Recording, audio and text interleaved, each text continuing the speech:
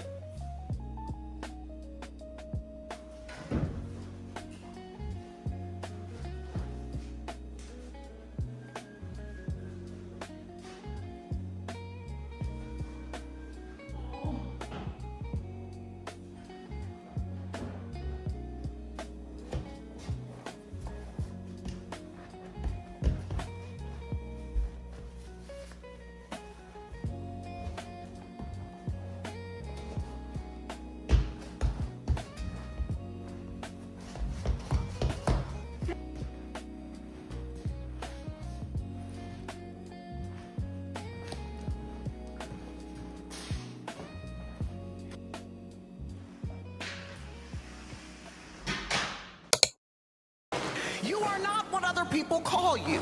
You are not even what you've called yourself. Only the one who created you has the right and the authority to identify you. So for a few minutes this morning, I just came to remind you what your name is. I came to remind you who you are. Listen to me, brothers and sisters. You are not defined by your past. You are not defined by your behaviors. You are not defined by your failures. You are not defined by your struggles. You are not defined by your feelings. You are not defined by your circumstances. You are not defined by the here today, gone tomorrow, false ideologies and watered down philosophies of our current culture. You are who God says you are. It don't matter what other folks have been calling you. And it doesn't even matter what you've chosen to call yourself. There's only one who has the authority to identify you, and it's the one who gave life to you. Others aren't qualified to name you. Circumstances aren't powerful enough to define you. Your story may have hurt you, but it does not shape the totality of who you are. You are who God says you are. And He says you're a chosen race. You're a royal priesthood. You're a person who has been redeemed and chosen, adopted and qualified. You are not a mistake.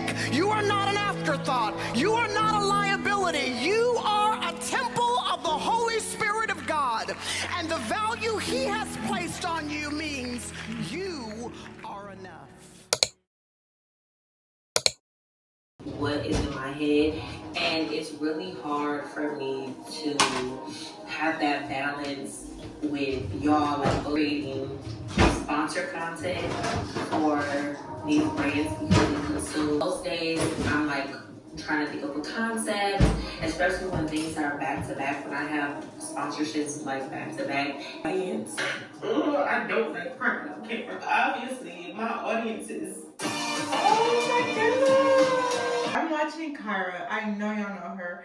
I love her so much. She's so vulnerable, and this is like one of the reasons why I love her. I have so much ideas in my head, but I'm unable to put it out there. And I like just resonate exactly with what she's saying because that is so true.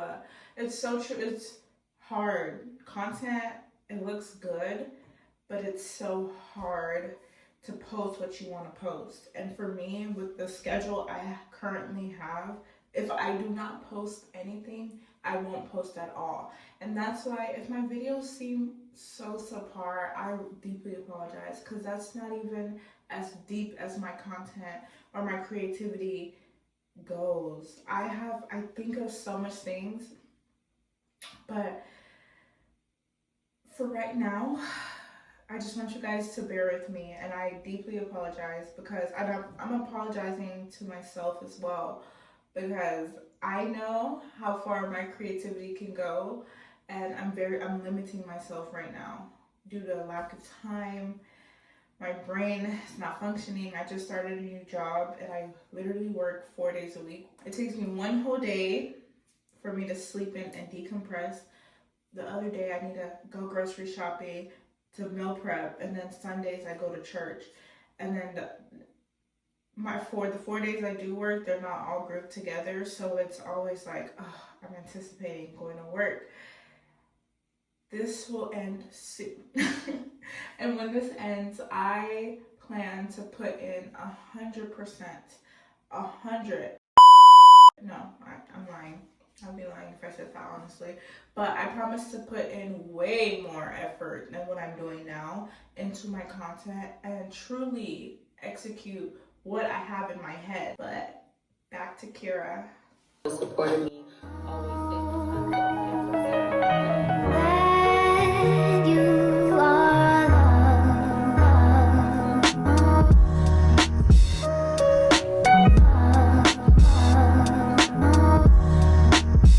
are you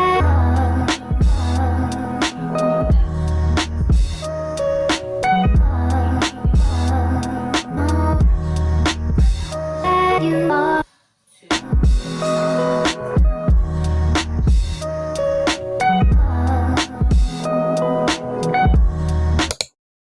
I'm thinking about moving. And no, it's not just because I watched a vlog. It's been on my mind for a very long time, guys. As you guys know, or you might not know, I'm in Kentucky right now. And do I have to say more? Do I have to say anything else? But for real, I've had a great experience here, and I try to appreciate everywhere that I go. Like, I went to school in San Antonio, and I still had a great time.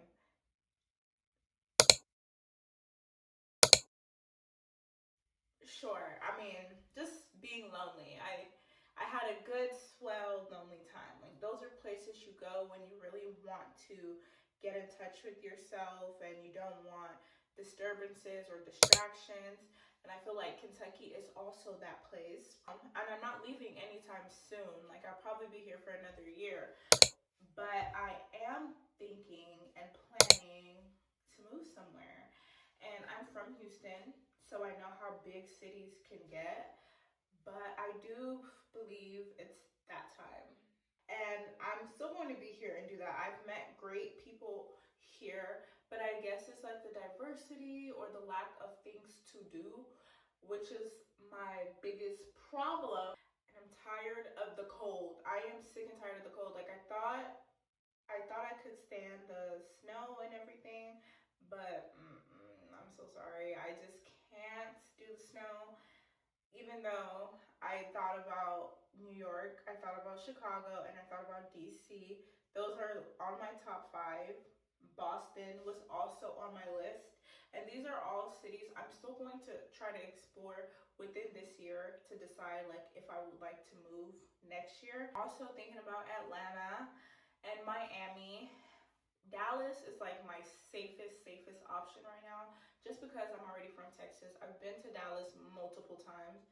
Dallas is not bad. It is like, it's very comparable to Houston to me, and for me, I just want to kind of get away from that. And I also want to elevate in a different way. So please let me know if you're from any of those states. What are some pros and cons I should know about? But yeah, let me know. I'm still thinking about it.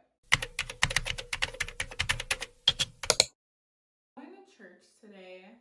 Today's the day before Valentine's Day, and I don't have a Valentine. Since I was born, I've never had a Valentine, and nothing has changed this year. But I'm not mad about it. I know when I'm in that season, it will come and it will come the way I want it to.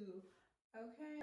And I wanted to do like a quick beat. I really did not want to do a full face. Every time I tell myself I'm gonna do a quick beat, I end up doing a full face of makeup. So I was very intentional with how I did my face today because I wanted it to give like glowy, like bronzy, maybe a little bit lighter. I could go a little bit lighter in the eyes. But my problem is this powder. Is when I start putting powders on my face, I start going in. And so I didn't do no foundation. I did a little bit of concealer. Where's the concealer? I did my concealer. This is like, it's not that much lighter than me, so it kind of blends in. And baby, this bronzer right here, chef's kiss, it's the GOAT. Like, I don't know, nobody talks about this bronzer. Like, everybody's like Fenty, all of that, but this one, it's so good. And yeah, I just wanted my face to kind of look like refreshed instead of like a full beat in case I start crying.